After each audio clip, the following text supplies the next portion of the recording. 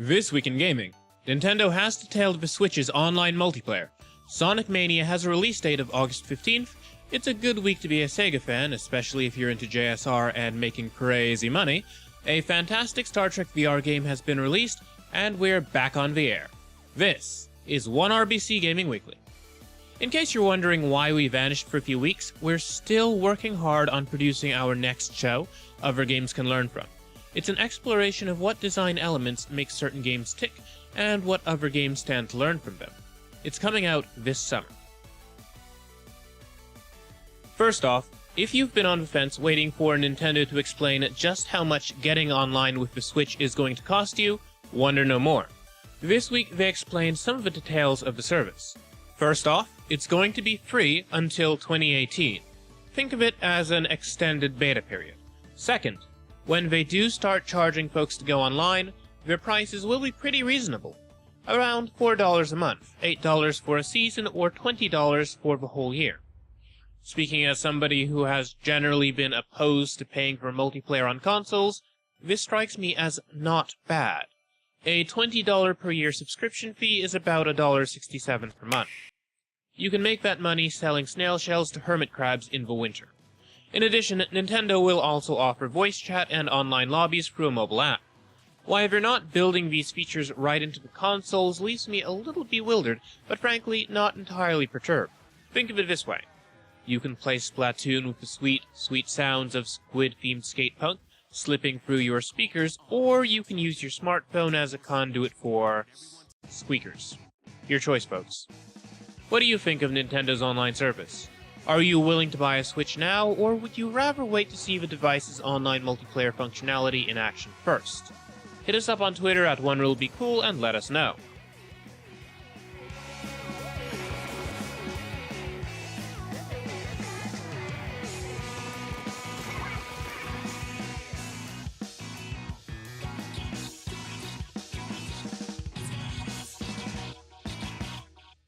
During the 90s, what is widely regarded as one of the worst video games of all time, Shaq-Fu, was released. It was, well, spectacularly mediocre, aggressively mediocre, if you will. For a video game about Shaquille O'Neal doing kung fu, it's a massive disappointment. A few years ago, a crowdfunding campaign was held for an official sequel. No, not on Kickstarter. It was Indiegogo. You know, the other crowdfunding site. The one that's used for products that are only technically legal.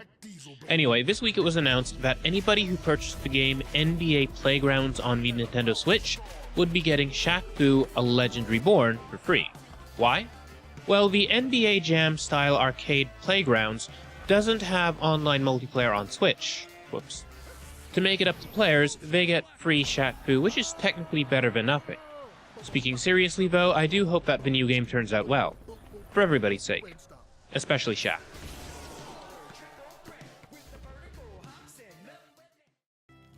Last week, adventure puzzler RiME was released on PC and consoles. Thus far, it's gotten tremendously positive reception. However, there's been a bit of a wrinkle. The game was released with the Denuvo DRM. This digital rights management software has gotten in the way of legitimate players, and, this week, it was cracked by pirates, rendering it useless. It was a disappointing choice by the publisher to implement it, but there is a happy ending to this story. The developer has removed the DRM in a patch. What went wrong with Denuvo in this case was a problem with implementation. The software was calling home to the servers not every few minutes, but every few seconds. This led to abysmal performance for players, rendering the game unplayable for a lot of people. Moral of the story? DRM only ever hurts legitimate purchasers. It makes video games significantly harder to archive and preserve for the future, and generally speaking, it just gets in the way. Did you purchase RiME at launch, and if so, did the DRM hinder your experience? Share your thoughts and experiences with us on Twitter at OneRuleBeCool. Pack-in games aren't dead, at least not in the world of VR. This week it was announced that every HTC Vive will come with Star Trek Bridge Crew. Now, this game was released on Steam this week, and thus far it's been garnering very positive reception. It's compatible with both the HTC Vive and Oculus Rift headsets. Now in this game, you play as a crew member on board the USS Aegis. Your mission is to explore an uncharted sector of space, known as the Trench, in search of a new home for the Vulcans. Players are really ecstatic over this game. It brings the Star Trek experience to life in a number of great ways, and it might just be the killer app that VR needs to take off, at least among Star Trek fans. While I haven't played the game, I do have a friend who has, and according to this friend, the game is fantastic. If you own a VR headset and you also happen to be a Star Trek fan, I'm guessing there's a lot of crossover between those two audiences, you owe it to yourself to check out Bridge Crew. In other virtual reality news, the DNA VR arcades are set to start opening up this month in London, England. Now, virtual reality, as it currently stands, is pretty expensive to get into. Not everybody can afford beefy gaming PCs or head-mounted displays, but VR in arcades can make the tech more accessible to more folks, and it stands to put VR in the public consciousness. Now, DNA VR isn't the only virtual reality arcade in town. In the United States, The Void currently has locations in New York and Utah. They're offering a fully immersive, think running around rooms, VR experience. Are you in London, and if so, are you planning on checking out DNA VR? Hit us up on Twitter at OneRuleBeCool and let us know.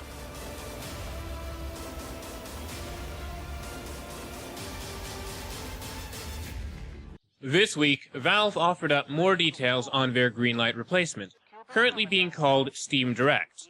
Now, in case you're unfamiliar with it, Steam Greenlight is Valve's service for developers looking to put their games on Steam. What happens is that developers pay Valve $100 in order to put their games up on Greenlight. On Greenlight, players vote for which games get to be sold on Steam. Now, the reason Valve has Greenlight is because there are a lot of people making PC games now, and instead of trying to sort through them by themselves, they've involved the community. In a perfect world, this would have resulted in indie devs finding audiences for their games, players discovering the perfect games and communities for themselves, and a better assortment of games on Steam. In reality, however, Greenlight is a mess.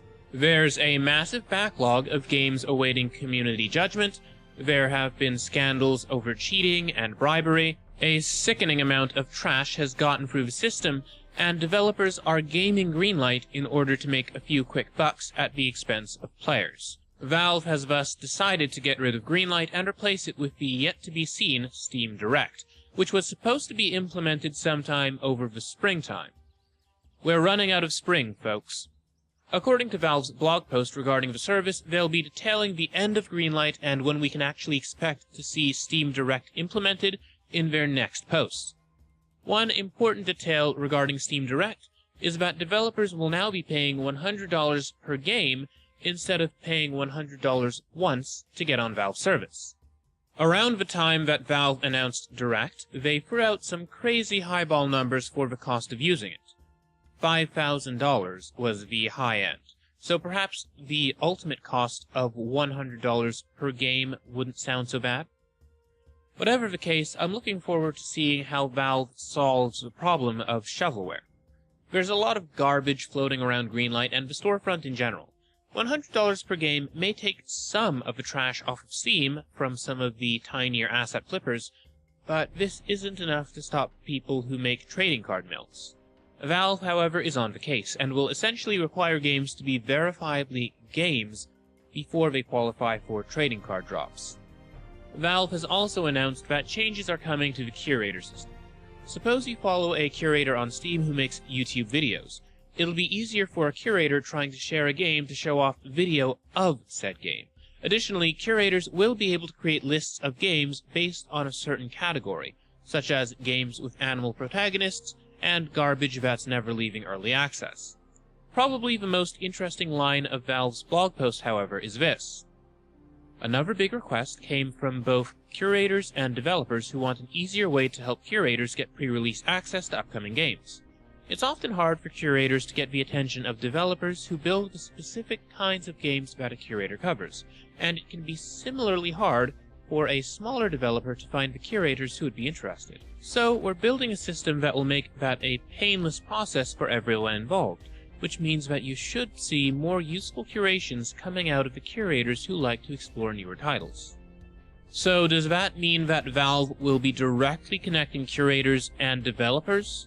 Speaking as a game journalist who isn't currently a curator, I love that idea and I'd happily hop right on it.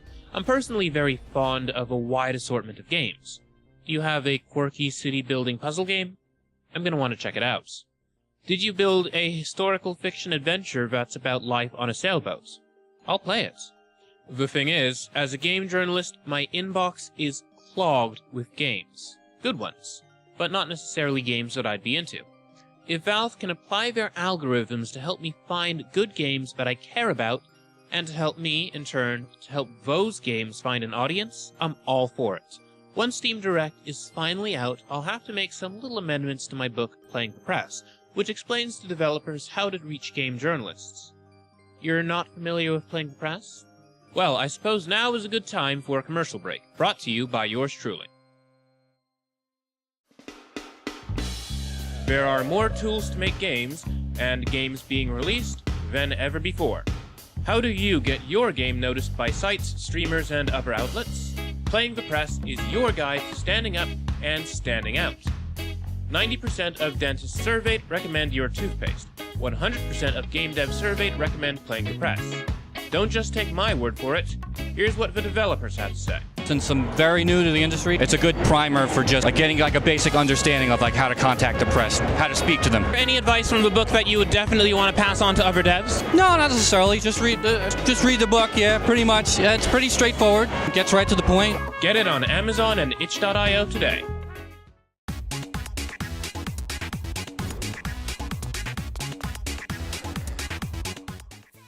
In game releases this week, Hover: Revolt of Gamers was released on Steam for Mac, Windows, and Linux. It's the spiritual successor to the Jet Set radio series, and it does feature some music from Hideki Naganuma, who was responsible for composing some of the music of the Jet Set series. Now, the gameplay of Hover is focused on performing tricks and parkour through a massive neon city. A city in which fun has been forbidden. Yeah, it's a silly premise really, and it's explained by the game's subtitle, Revolt of Gamers. Basically, you're one of the gamers in the game, and it's up to you to revolt by having fun.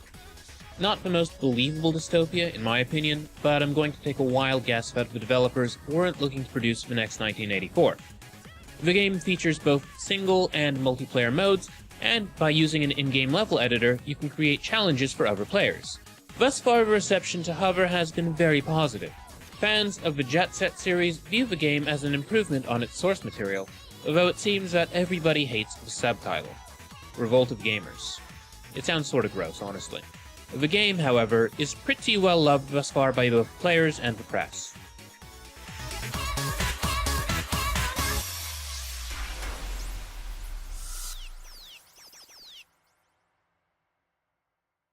So, we have some interesting news for fans of Crazy Taxi. Crazy Taxi Classic has been released on iOS and Android as a free-to-play game. If you're wondering just how it's monetized, the game is loaded with ads. They can, however, be removed for the humble fee of $4. Now, the reason why this is news is because Crazy Taxi was previously released on mobile devices, but it did cost a bit of money.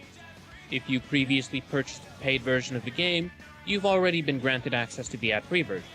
If you're too young to know what Crazy Taxi is, you should know that it's a fantastically silly game in which you play as a cabbie picking people up and dropping them off. The further away the destination, the more money you'd make. But you're on the clock, so you gotta be strategic about how you manage your time behind the wheel. Personally, I think it's time for a new Crazy Taxi game. Maybe Loco Uber? Insane Lift? Anyway, this version of the game comes with the original music. That's right, folks. The Offspring is back after having been removed from later versions of the game due to licensing issues. So now you can yeah all the way down the street. I'm sorry, I promise I'll never do that again. This week, Sega did release a new Crazy Taxi game on mobile, but it's not what you've been hoping for. Crazy Taxi Gazillionaire is a clicker-style spin-off. Basically, you tap buttons, you watch numbers go up, and nowhere. Personally, I haven't cared about a clicker game since Cookie Clicker, but if this looks like your sort of thing, it's available on iOS and Android.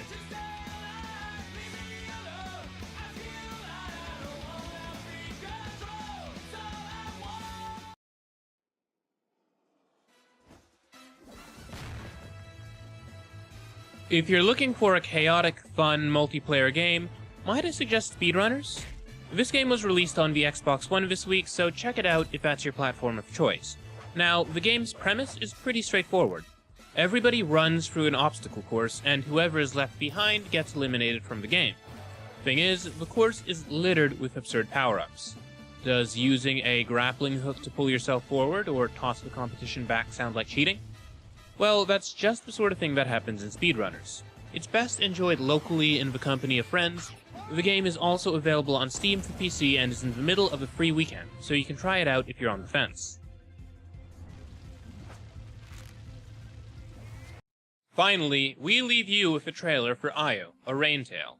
Currently in development for Mac and Windows, the game's premise is that you're a girl in sub-Saharan Africa sent out to fetch water.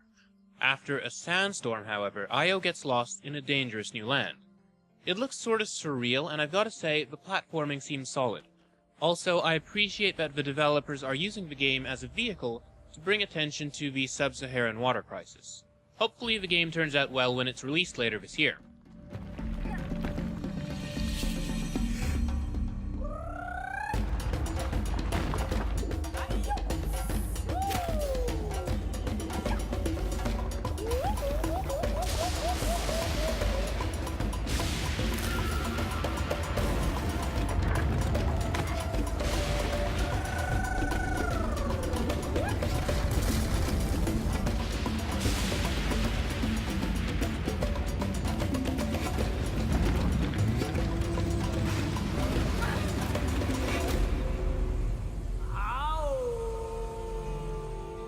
That's it for this week's episode of 1RBC Gaming Weekly. For all the greatest game news, reviews, previews, and interviews, be sure to follow at OneRuleBeCool on Twitter and Instagram. Follow me at Jordan_Cameron for my own views.